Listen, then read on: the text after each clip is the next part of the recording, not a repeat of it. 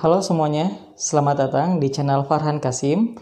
Di channel ini kita bakal banyak ngebahas tentang hal-hal mengenai matematika, mulai dari itu materi matematikanya, soal-soal ujian nasional, soal-soal UTBK, sampai kita juga bisa ngebahas rumus-rumus atau kaidah-kaidah yang selama ini sudah kita gunakan, tapi kita nggak tahu dari mana asal-usulnya.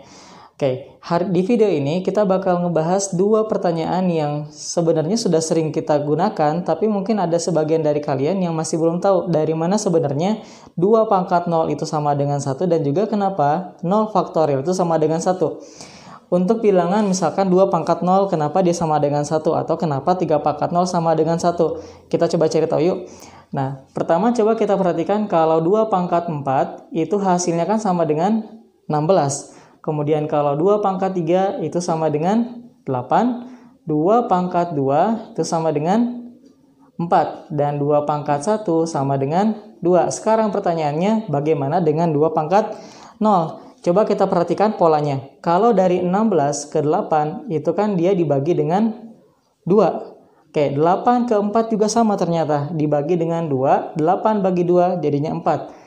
4 ke 2 pun juga dibagi dengan 2. Sehingga dari 2 ke 2 pangkat 0, kita bagi 2, jadi 2 pangkat 0 sama dengan 1. Pola ini kalau kita teruskan, juga bisa menghasilkan 2 pangkat negatif 1 sama dengan 1 dibagi 2, jadinya 1 per 2. 2 pangkat negatif 2, 1 per 2 kita bagi lagi dengan 2, menjadi 1 per 4. Oke? Nah, ternyata sekarang kita sudah tahu nih dari mana 2 pangkat 0 itu sama dengan 1 dan juga kenapa pangkat-pangkat negatif itu menjadi 1 per dan seterusnya.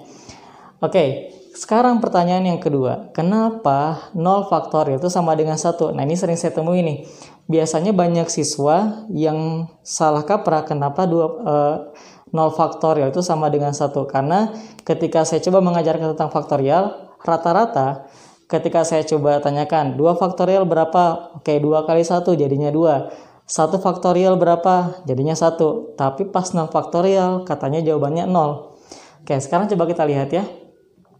5 faktorial itu sama dengan 5 kali 4 kali 3 kali 2 kali 1. Hasilnya sama dengan 120. Kemudian 4 faktorial sama dengan 4 kali 3 kali 2 kali 1 sama dengan 24.